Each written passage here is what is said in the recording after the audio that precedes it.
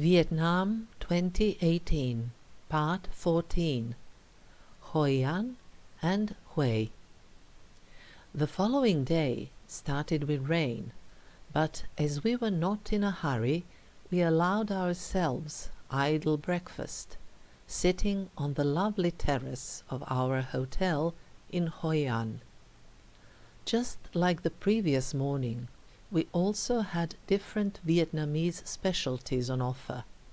I enjoyed eating them, while Sneža did a great job photographing them.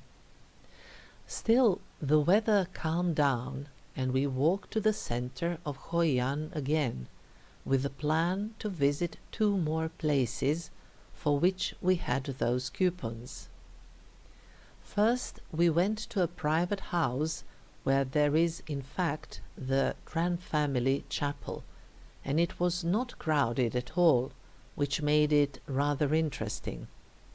A woman, I suppose one of the residents, told us a little bit about who had built the house and the chapel, and she also pointed out some architectural elements for us.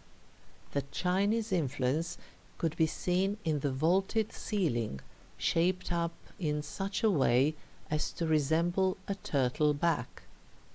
The Japanese influence, which is reflected in triple pillars and beams that carry the load of the roof, while the rest was done in line with the Vietnamese vernacular masonry. The house was built at the beginning of the 19th century by Tran II, the main ancestor, who rose to the level of Mandarin and was even sent to China as an ambassador. When you enter the house chapel, you can see his picture on the right-hand side. Then we walked around the house, came to the basically mandatory section full of souvenirs for sale, and there I saw an incense box which I really loved at first sight, so I bought it right away. I am generally a very practical person, and with time I have stopped buying souvenirs, at least the classical ones. I possibly like to buy something which I need anyway, but which perhaps has some sign about being made in some particular place. On the other hand, with time, and hopefully with maturity, which would be great, I have come to a conclusion that I actually don't need many things, and therefore I don't care even about practical souvenirs. Afterwards we went again to a community space, that is, to the Camp 4 communal house of the Japanese origin, which was also very nice, for it gave us at least a slight insight into the impacts of yet another culture. Namely, at the beginning of the 17th century, a large Japanese community was established in Hoi An, so they got a permit from the local rulers even to found their own settlement, in which Japanese customs were respected. The same happened in the case of the Chinese local community. This house, which also serves as a temple, was significantly restored at the beginning of the 19th century, but there were some restorations done later as well. I found particularly impressive the decorative details that could be seen on the roof of the central building. Between these sightseeing visits to the houses and temples, we walked along the streets of the old town of Hoi An, enjoying these beautiful old houses, as well as the colorful shops and galleries.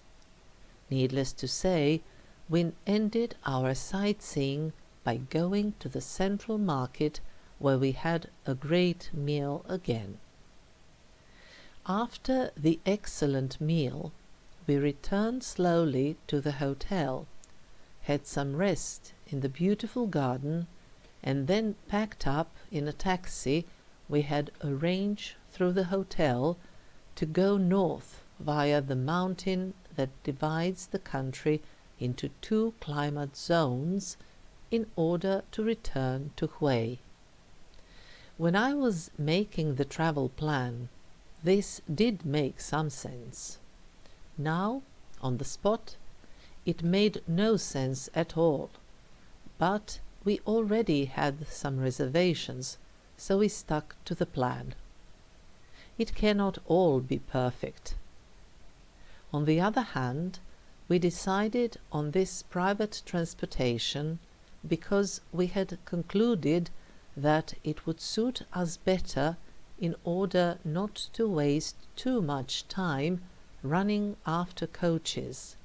Plus, in this way, we could stay in Hoi An longer. At one point, we played with an idea to return to Hue on motorbikes, which may easily be arranged. Practically, you rent motorbikes and drivers, and you sit in the back behind the driver. The agencies renting this type of transportation also organize the separate transportation of the luggage. In addition to the adventure element, this is interesting also because it is easy to make a stop at a Hoi An pass, from where there is apparently a beautiful view at the surroundings. Of course, provided the pass is not covered in mist or clouds. Taking into account that rain was forecasted for that day, we had decided this would certainly not be the transportation of our choice, bearing in mind the wet road surface. The car transportation was primarily very comfortable, and at some point the driver asked us if we wanted a break. We actually did not need any break. The trip takes less than 3 hours, going through the tunnel and not over the mountain. But we offered to him to make a stop anyway, so that he may get some rest. I don't know if he needed a rest, but he certainly loves the noodle soup that may be bought in one local roadside place, and he praised this little restaurant as the place with the best soup around. Of course, we could not resist, but we took only one soup that we shared. The clear soup was made of fish and was full of rice noodles, and with the soup we also got some small freshly made cracklings, a few boiled quail eggs, as well as a couple of pieces of something made of meat, apparently turned into a paste and cooked in banana leaves. We did find all of this very tasty, but could not help laughing at the very thought of offering something like that in some Serbian restaurant by a busy road. Back at home, such restaurants are mostly frequented by truck drivers, and they love their meat. The more, the better. So there are some roadside restaurants in Serbia that are famous for their insanely huge quantities of meat per portion. Having arrived in Hue in the evening, we just had about enough time to walk to the bank of the perfume river, Song Huang, where we came across a night market, but relatively modest in comparison to some we had seen around Vietnam before. Returning to our hotel, we decided to change the route, and then we entered a part of the city that was full of restaurants and cafes, and they were packed with people. Our hotel was actually very close to this area and yet nicely tucked away, so we could enjoy the quiet and have a nice sleep. The next morning we took it very easy, since according to our plan we had, if I can say, only the imperial city in Hue to visit. It is interesting that almost everybody we met during our journey, who had already been in Hoi An and Hue, praised Hoi An a great deal, saying Hue was nothing special. I was surprised by that a little, since Hue has the imperial city, which is on the UNESCO's World Heritage List, but I thought this was perhaps just too much ruins, and then it did not seem so interesting. Hue itself, in terms of the city, is not particularly attractive, that's true, but then again it may also be said for so many other places, Hoi An including, of course not counting its old town. So, thinking we had, if I can say again, only one place we should be visiting that day, we started slowly, on foot, walking by the river, and thus reaching the site. There we decided to buy a combined ticket which covered a visit to the imperial city as well as visits to 3 tombs located south of Hue. At the very beginning of the 19th century, Hue became the capital of United North and South Vietnam, and this was the center from which the Nguyen dynasty ruled. This dynasty formally remained in power until 1945. In other words, even when Vietnam was in any other realistic sense of meaning under the French rule. The dynasty ended its rule when Ho Chi Minh simply gave the last emperor a piece of paper on abdication, which the latter had to sign, if I can say, voluntarily. It is interesting that this did not end the French rule, though, since they did not care much about any voluntary departure from Vietnam, and so the whole thing got prolonged and deteriorated to the level of war, from 1946 to 1954, when Vietnam, North Vietnam, north of the 17th parallel, officially became a completely independent republic. I'm not going to deal at all with the Vietnam War from 1955 to 1975, here called the American War, which makes sense since all of their wars are Vietnam wars, other than briefly mentioning it if it's related to what I was visiting. Namely, so much has already been said, written, filmed, and commented that there is nothing new I could possibly add on the subject. So, soon after Emperor Jia Long had selected Hue as the capital of the United Country, transferred from Hanoi, a citadel started to be built in 1804, and it was finished in 1833, while numerous additions, repairs, and restorations were done over time. The citadel is huge.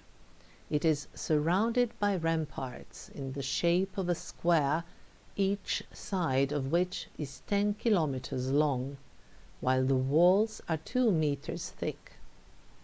Within this space there used to be the imperial city, also surrounded by ramparts, with a square ground plan and with 2-kilometer long sides. And within the imperial city there was the purple forbidden city that was envisaged only for the imperial family. Also, around the citadel, as well as around the imperial city, there are moats that were filled with water from the Perfume River, which provides a very easy and quick access to the sea, making the position of the capital very suitable. In addition, the location was selected because it met the complex requirement of the Feng Tui, the Vietnamese version of Feng Shui. Apparently, it was established that there was a blue dragon and a white tiger. All the buildings were fit not only into the natural setting, but were also built in line with the 5 cardinal points: center, west, east, north, and south, the 5 elements: earth, metal, wood, water, and fire, and the 5 colors: yellow, white, blue, black, and red.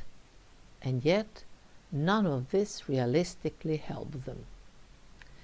Even before we reached the citadel itself, we could see from the opposite side of the river a part of the ramparts which stands at the bank of the Perfume River like a bastion, since it holds an enormous pillar with the proud Vietnamese flag.